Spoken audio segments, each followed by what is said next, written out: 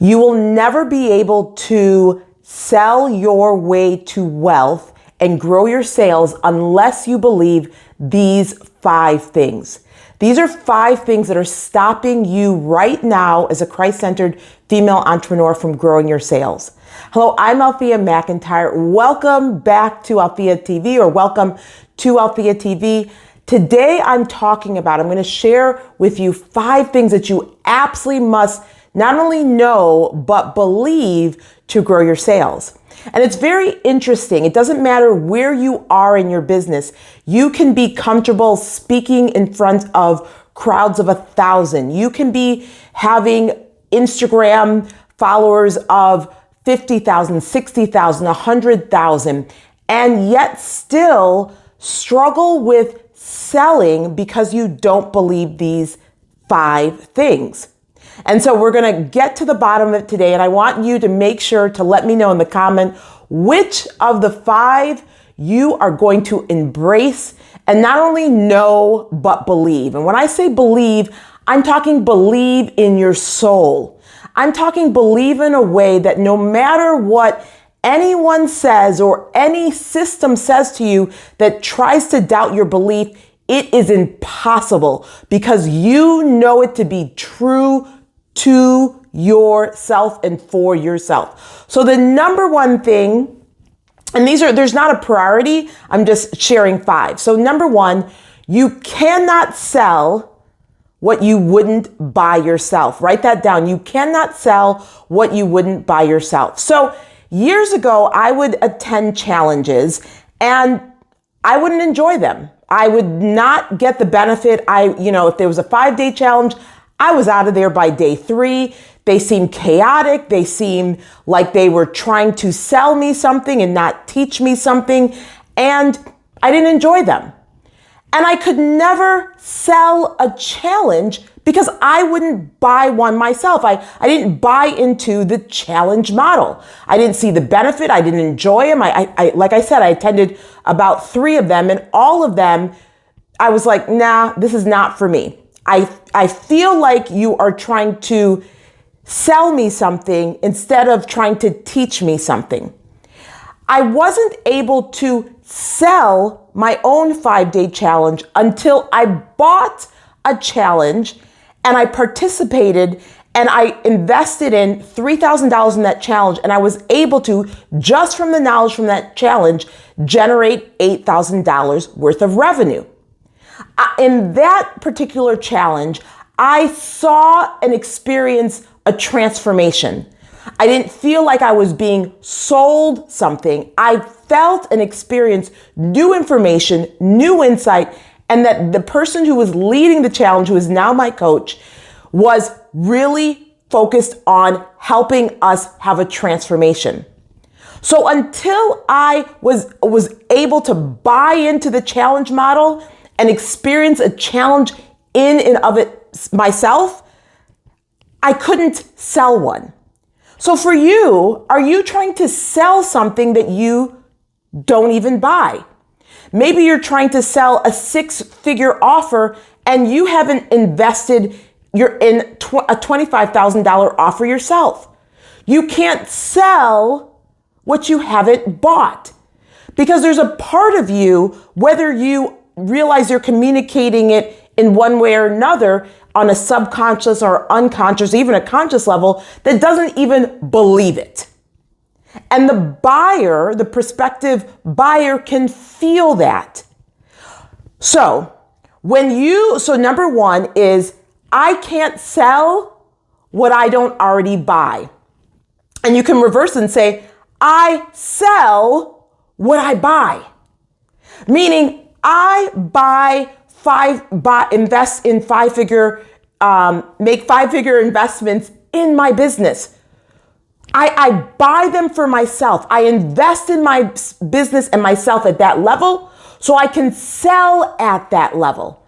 In fact, the best thing that you can do for yourself in order to sell 5-figure and 6-figure offers is to invest at that level.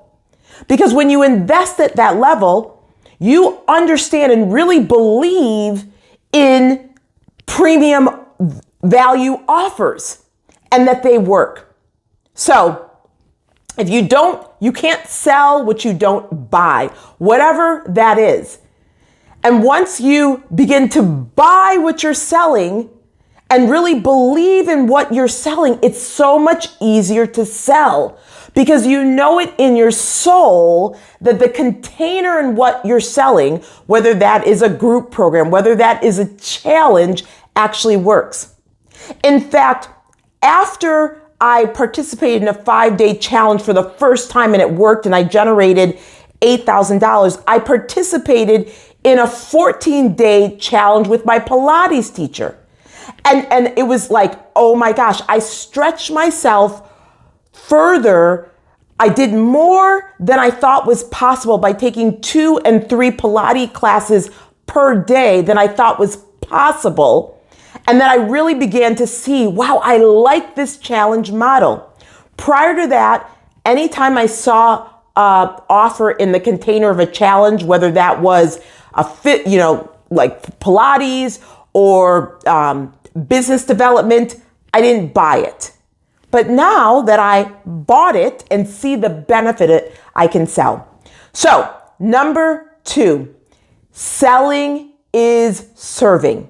What do I mean by this? When you are selling, you are not doing anything to anyone, you're doing for them. That you are helping them invest in an opportunity that they're already considering investing in to solve a problem that's keeping them up at night or experience a pleasure that they've been desiring.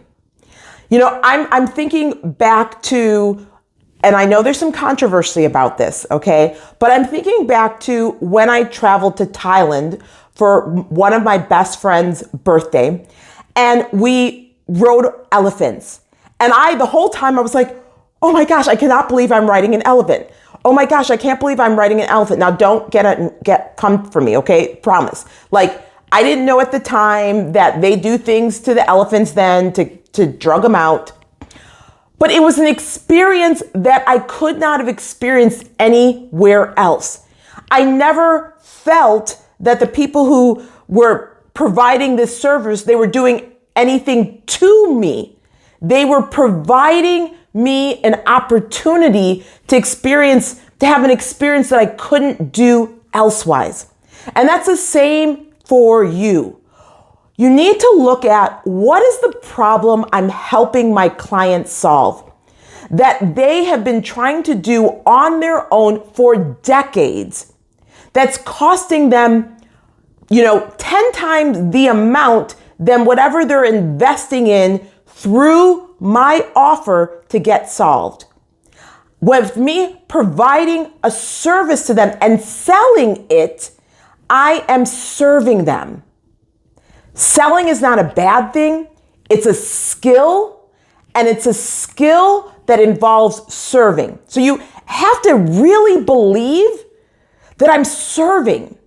That if someone says something to you around, you're always selling, your response should be, thank you. I absolutely love serving people. If anyone was to say that to you, that you shouldn't have anxiety or hesitation. Now, it's not uncommon when you begin to shift how you think about sales that you have those feelings.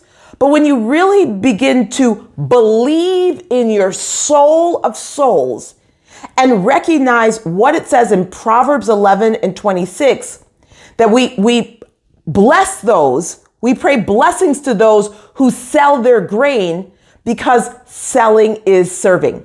Number 3, you have to believe this. And if you do not believe this, you will not grow your sales. That when someone says no to your offer, they're not saying no to you. When someone says no to your offer, they're not saying no to you. So I want to hear in the comments 1, 2, or 3. We're on number 3. I'm sharing 5. Which of these are you going to start to believe?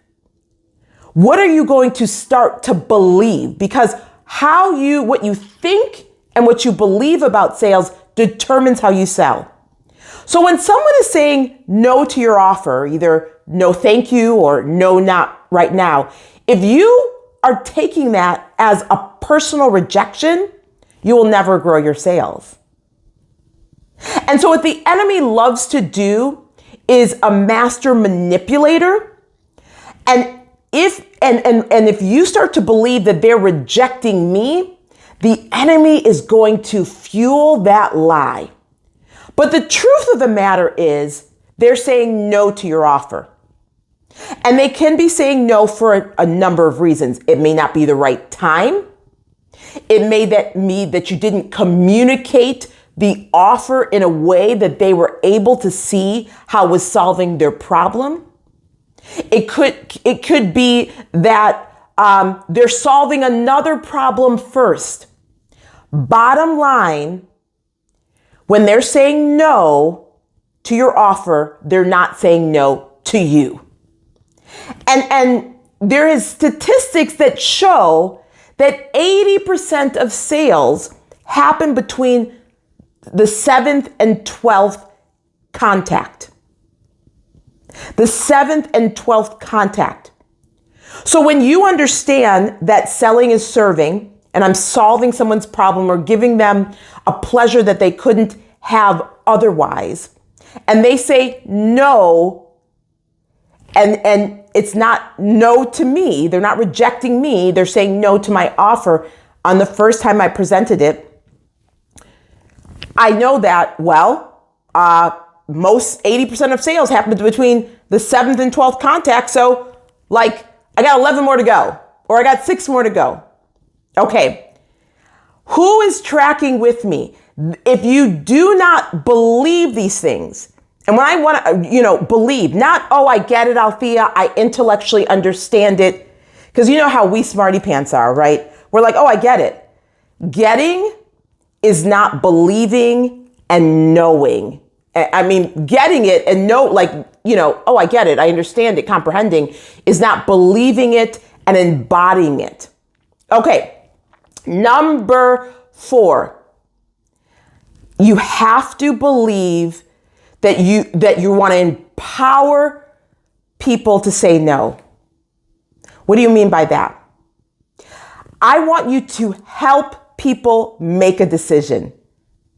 Because the worst place for them to be, and really, I don't know about you, is to be in the place of indecision. Like, wouldn't you rather have someone tell you yes, no, rather than let me think about it, let me get back to you? And there's nothing wrong with that, but you want to empower people to make a decision, to not be in analysis paralysis, to not be indecisive, to make decisive decisions. And how do you empower people to say no? Oftentimes is you give an expiration date of an offer. Empower them to make a decision.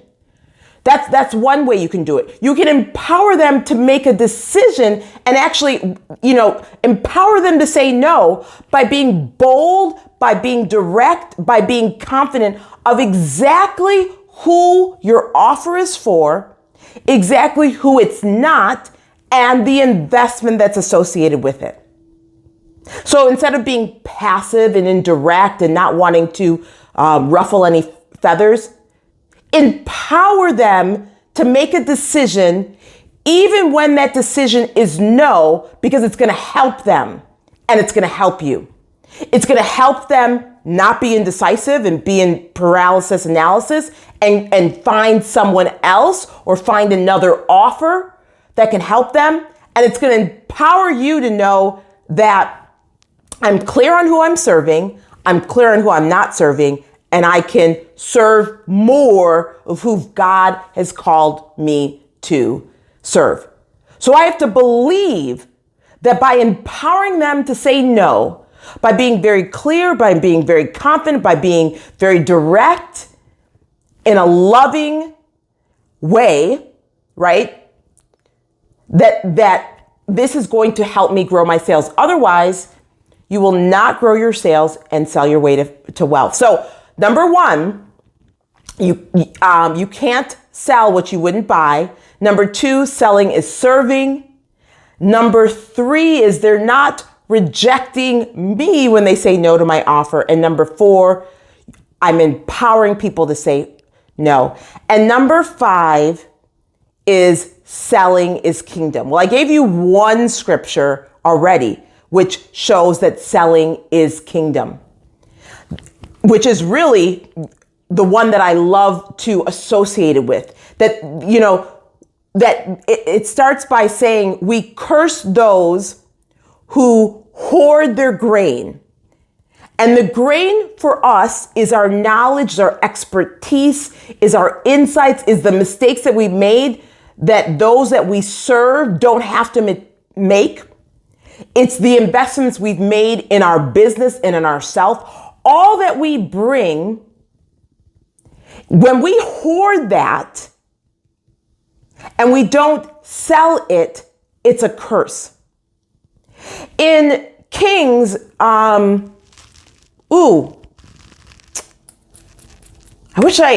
think I wrote it down. I can't remember the scripture. In Kings, and here's the story. You remember the story. When the widower went to the man of God, afraid and overwhelmed that her sons were going to be sold because she was left with debt. And the man of God asked her, what is in your hand? What do you have? And she said, oil. And the man of God told her to go collect bottles from her neighbor, pour the oil in and sell it. And when she did sell it, that her sons were not sold into slavery and she was able to live out the rest of her life prosperous. See, that is kingdom. She sought a man of God when she was in a dire state. And the man of God told her, what do you have? What's in your possession? That's again, like the grain, right? In her case, she had oil. And to sell it so that her sons wouldn't be sold. This was to help her family stay together. If the man of God told a widower to sell, then surely you, who's been called into the marketplace to be the mouthpiece of God, surely selling is kingdom. So that's number 5. Which of the 5 are you committed to believing?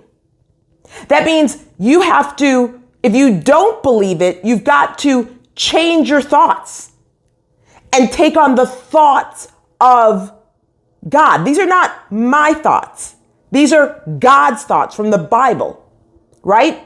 Selling is serving, selling is kingdom, and the other ones. And make sure you take those on. Because until you take those on, I'm saying this again, you will find yourself unconsciously getting in your own way. And I don't know about you. Have you ever been frustrated when you're like, what am I doing that is stopping me from growing my sales? Because I realize that, yes, while others may say, wow, you're doing phenomenal, that you know that there's so much more to go that you haven't even touched in your potential. I don't know about you, but I know for me, when I've been told and I'm going to share in a following video about when I was told, why aren't you a millionaire yet? And what that did to me. But that's the same frustration knowing that I haven't even tapped into my full potential. And what is it that I'm doing that is getting in my way? And I can tell you, one of the things that got in my way the most was I was taking rejection personal. And I remember writing it like this, no is not personal, and spending a lot, Althea, no is not personal.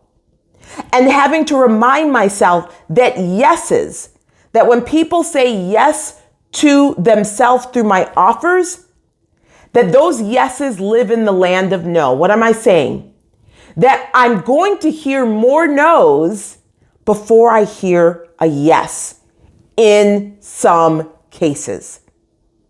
So I want to hear below, which of the 5 are you going to make a commitment to yourself, to your gifts, to God, to your family, to those who God called you to serve, that you are going to believe and you are going to become the business leader that God created and called you to be. I can't wait to hear and continue the conversation below. Listen, if you've enjoyed this video, if you've received value from this video, make sure to do a few things. Make sure to share it. Make sure to like it. And if you haven't yet subscribed to Althea TV, make sure to go ahead and subscribe, because this helps more women just like us learn and get these videos. I mean, that's what happens, right? When you share it, when you like it, YouTube sends it to more people, more women just like us in the marketplace who are committed to growing our sales and committed to seeing how we can get out of our own way in order to do it. Okay, I will see you next week. I can't wait to continue the conversation. Love and kisses and love. God bless you. Until next time, take care. Bye for now. Thanks for watching. Subscribe and hit the notification bell for more videos. Then click the TV to watch the next video. Don't forget to visit my website at altheamcintyre.com to get your free sales masterclass. Until next time, take care. God bless you.